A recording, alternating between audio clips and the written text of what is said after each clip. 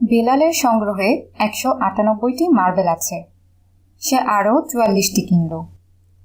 ১ বছর পর তার কাছে অনেক মার্বেল হয়ে যায়। সে সিদ্ধান্ত নিল তার গণিত ক্লাসের বাকি ৩১ জনকে যতটুকু সম্ভব সমানভাবে বন্টন করে দিবে। তাহলে প্রত্যেক শিক্ষার্থী মোটামুটি কয়টি করে মার্বেল পেল?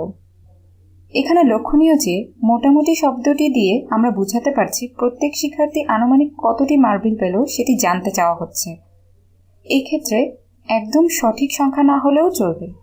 অঙ্কের সমাধানকে সহজ করার জন্য আমরা সুবিধাজনক সংখ্যা ধরে নিতে পারি। সুতরাং শুরু করা যাক। মার্বেল ছিল ১৯৮টি। আমরা সহজ করার জন্য ১৯৮-এর ১০-এর কাছাকাছি সংখ্যা ধরে নিতে পারি। আমরা একক স্থানীয় মানের দিকে তাকাই।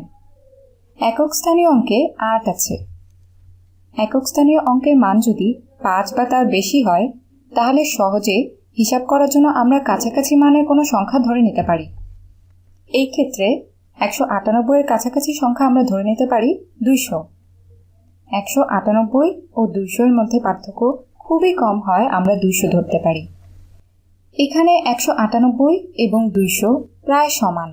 এরপর বেলাল আরও ৪৪টি মার্বেল কিনি। এই ক্ষেত্রে আমরা ৪৪-এর ১০-এর কাছাকাছি কোনো সংখ্যা ধরে নিব। ৪৪-এর একক স্থানীয় অঙ্কের দিকে তাকালে আমরা দেখতে পাচ্ছি এটি ৫ থেকে কম। তাই আমরা ৪৪ থেকে কম মানের কাছাকাছি একটা সংখ্যা ধরব। আমরা ৪০ ধরতে পারি। যদি আমরা ৪৪ থেকে কম ১০ স্থানীয় মানের কাছাকাছি কোনো সংখ্যা ধরতে চাই তাহলে আমরা ৪০ পাব। আমরা যদি মার্বেলের আনুমানিক সংখ্যা বিবেচনা করি এবং সেগুলো যোগ করি তাহলে ২০০ যোগ ৪০ সমান ২৪০। তার কাছে বন্টনের আগে আনুমানিক ২৪০টি মার্বেল ছিল। তাহলে কতজন শিক্ষার্থীর মাঝে বন্টন করা যাবে? বেলাল ৩১ জন শিক্ষার্থীর মাঝে মার্বেল বন্টন করতে চায়। তাহলে আমরা আরও সহজে হিসাব করার জন্য ৩১-এর ১০ কাছাকাছি সংখ্যা ধরে নিতে পারি। ৩১-এর একক স্থানীয় অঙ্ক ৫ থেকে কম। তাই আমাদের সহজ সমাধানের জন্য আমরা ৩০ ধরে নিতে পারি। তাহলে ২৪০টি মার্বেল বেলাল আনুমানিক ৩০ জন শিক্ষার্থীর মাঝে বন্টন করে দিল। প্রত্যেক শিক্ষার্থী কতটি করে মার্বেল পেতে পারে? সেক্ষেত্রে প্রত্যেক শিক্ষার্থী মোট মার্বেল পাবে ২৪০ ভাগ ৩০। এটি আনুমানিক একটা হিসাব। তাহলে ২৪০ ভাগ ৩০ সমান কত? আমরা যা উত্তর পাব সেটি হবে প্রত্যেক শিক্ষার্থীর প্রাপ্ত মার্বেলের পরিমাণের সমান। এখন প্রত্যেক শিক্ষার্থীর প্রাপ্ত মার্বেলের পরিমাণকে আমরা এম ধরে নিতে পারি। আমরা এম গুণ ৩০ সমান ২৪০ও বলতে পারি, অথবা ২৪০ এম গুণ ৩০-এর সমান। আমি এটা লিখছি।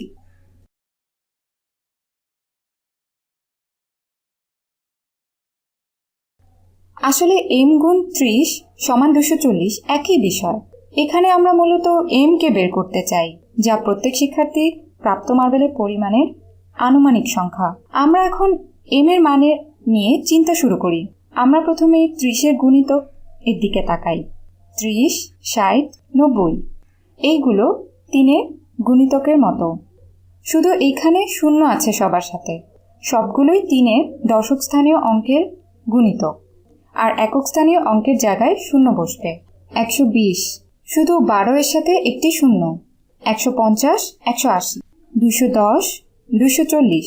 এইখানে আমরা দেখতে পাচ্ছি সবগুলোই ১, ২, ৩, ৪, ৫, ৬, ৭, ৮ এর ৩০ গুণ।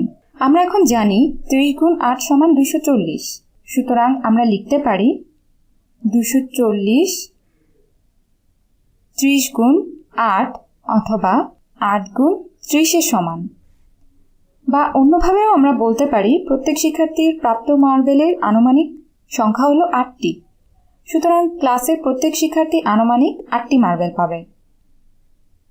এটি মূলত একটা আনুমানিক হিসাব, একদম সঠিক কোনো হিসাব নয়। তুমি এখন মার্বেলের সঠিক সংখ্যা বের করার চেষ্টা করতে পারো। তুমি যদি ১৯৮ ও ৪৪কে একই রকম রাখতে চাও তাহলে ১৯৮ ও ৪৪কে যোগ করো। ৮ যোগ ৪ সমান 12। এরপর 1 যোগ 9 যোগ 4 সমান 14। 1 যোগ 1 যোগ 2। সুতরাং মার্বেল একদম সঠিক সংখ্যা আমরা পেলাম 242, যা 240-এর খুবই কাছাকাছি। তাই 240 একটি ভালো অনুমান। এবং তুমি যখন 31 দিয়ে ভাগ করবে তখন একটু কষ্টকর হয়ে যায়, কিন্তু সহজ করার জন্য আমরা 30 দিয়ে ভাগ করি এবং 8 পেলাম। অন্যভাবে লক্ষ্য করলে দেখা যায় 24 ভাগ 3 সমান 8। 240-কে 30 দিয়ে ভাগ করেও 8 পাওয়া যায়।